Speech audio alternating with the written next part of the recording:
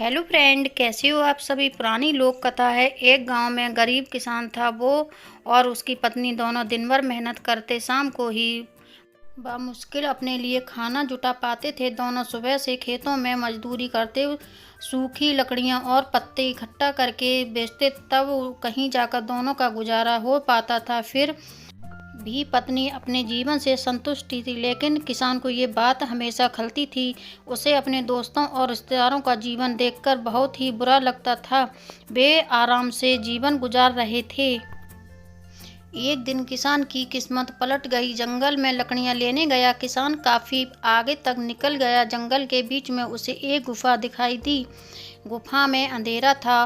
वो जैसे तैसे हिम्मत जुटाकर गुफा में दाखिल हुआ। जब वो अंदर गया तो उसकी आंखें फटी की फटी रह गईं। अंदर एक पूरा खजाना था।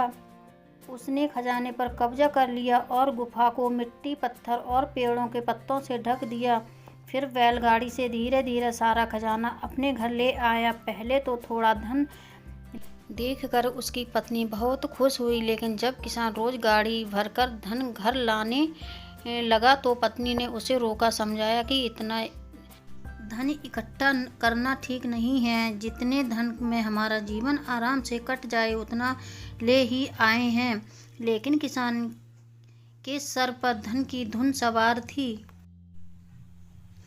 उसने नया घर खरीद लिया, नौकर चाकर रख लिए, पूरे खजाने को अपने घर में सुरक्षित करके रख लिया। धीरे धीरे उसके धनवान होने की बात दूर दूर तक फैल गई। कई लोग रिश्तेदारियां निकालकर उसके पास आने लगे, उसे इज्जत देने लगे। वो भी धन के अभिमान में बुरी आदतें लग गईं। अपनी अयाशी में वो पत्नी से भी दूर हो गया। उसकी पत्नी को समझ आ गया कि अब बात हद से बाहर जा चुकी है। वो उसे छोड़कर चली गई। किसान नगर सेठ हो चुका था। उसे उसके जाने का जरा भी दुख नहीं हुआ। समय बीतता रहा, उसकी अय्यासियां जारी थीं। जब वो एक दिन बीमार हुआ तो उसने पाया कि उसे अपनी हर छोटी छोटी जरूरतों के लिए नौकरों पर निर्भर रहना पड़ता।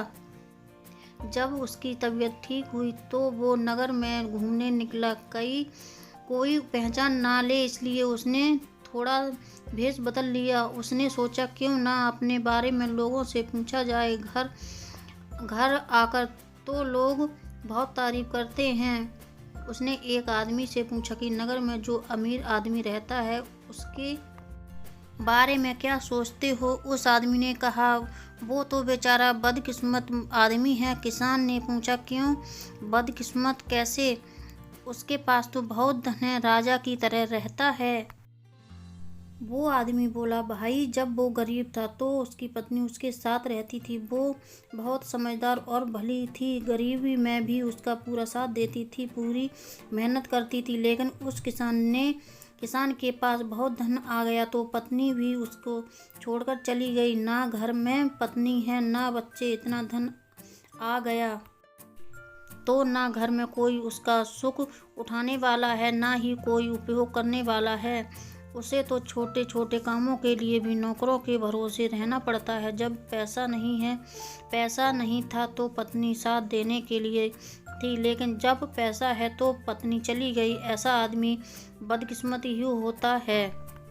किसान को अपनी गलती समझ आ गई। वो अपनी पत्नी के घर पहुंचा, उससे माफ़ी मांगकर और सारा धन दान देने का वादा करके उसे अपने घर ले आया। फिर जितना धन उन्हें जीने के लिए ज़रूरी था उतना रखकर शेष सब गरीबों को दान कर दिया। गृहस्थी को चलाने के लिए धन तो ज़रूरी है, लेकिन धन से ज़्यादा ज़रूरी दो चीज़ें हैं। एक तो पति पत्नी का आपसी विश्वास और दूसरा जिनके बीच प्रेम। अगर घर में ये दोनों चीज़ें नहीं हैं तो धन होते भी उनका सुख नहीं भोग सकते।